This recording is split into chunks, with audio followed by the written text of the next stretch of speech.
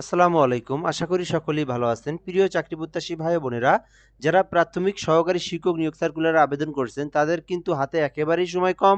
জানুয়ারি মাসের ২ তারিখেই আপনাদের পরীক্ষা অনুষ্ঠিত হবে। তো নিউজ কিন্তু অলরেডি প্রকাশ করা হয়েছে। আপনারা দেখতে পারেন। আমি ডেইলি ক্যাম্পাস যে ওয়েবসাইট আছে, সেই ওয়েবসাইটের মধ্যে সরাসরি আছি। আপনাদেরকে এখান থেকে আমি যে বিজ্ঞপ্তিটা এটা আমি আপনাদেরকে পড়ে শোনাবো, তাহলে আপনারা বুঝতে পারবেন এখান থেকে যে কি বলা হয়েছে। প্রাথমিকে ১ম ধাপে শিক্ষক নিয়োগ পরীক্ষার তারিখ ঘোষণা।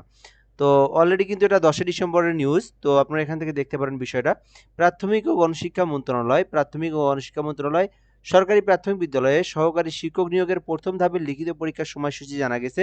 ২০২৬ সালের জানুয়ারির ২ তারিখে পরীক্ষা অনুষ্ঠিত হবে। অর্থাৎ আপনাদের হাতে আর মাত্র ১ মাসও নাই। আর মাত্র এদিকে ২০ দিনের মতো আছে। শুধুমাত্র ২০ দিন পরেই আপনাদের পরীক্ষা অনুষ্ঠিত হতে যাচ্ছে। তার মানে আবেদনের পরে কিন্তু একেবারে আপনারা সময় কম পাইলেন। তো এর মধ্যে আপনাদের যে পরীক্ষার প্রিপারেশন, এই কয়েকদিনের মধ্যে যে প্রিপারেশনটা সেটাই নিতে হবে। তো বুধবার ১০ ডিসেম্বর প্রাথমিক ও গণশিক্ষা মন্ত্রণালয়ের জনসংযোগ কর্মকর্তা মাহবুব রহমান তুহিন এই তথ্য নিশ্চিত করেছেন। এক ফেসবুক পোস্টে তিনি লেখেন, ২ জানুয়ারি ২০২৬ তারিখে প্রাথমিকের সহকারী শিক্ষক নিয়োগ পরীক্ষা অনুষ্ঠিত হবে।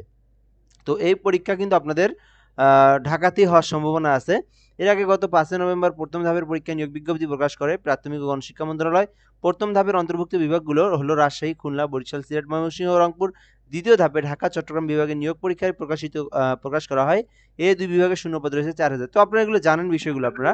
তো বেসিক্যালি পরীক্ষা কিন্তু ঢাকাতে হওয়ার সম্ভাবনাই 99%। আর আপনারা হাতে পাচ্ছেন আর মাত্র ২০ দিন। তো এই ২০ দিনের মধ্যে কিন্তু আপনাদেরকে প্রিপারেশন নিতে হবে। তারপরে কিন্তু আপনাদেরকে পরীক্ষার জন্য এসএমএস আসবে। পরীক্ষার আপনাদের ৫ দিন অথবা ৬ দিন আগে আপনাদের ফোনে এসএমএস দেওয়া হবে। যে নাম্বারটা আপনি আবেদনের সময় দিয়েছিলেন, আমাদের থেকেও যারা আবেদন করে নিয়েছিলেন, তো তাদের যে নাম্বার দিয়েছিলেন আবেদনের সময় সেই নাম্বারে এসএমএস যাবে। সেটা দিয়ে এডমিট কার্ড উঠিয়ে নিতে হবে। এডমিট কার্ড উঠিয়ে নিয়ে কিন্তু আপনাকে পরীক্ষার যে বিষয়ে যার যেখানে পরীক্ষা সেই কেন্দ্রে কিন্তু গিয়ে পরীক্ষা দিতে হবে।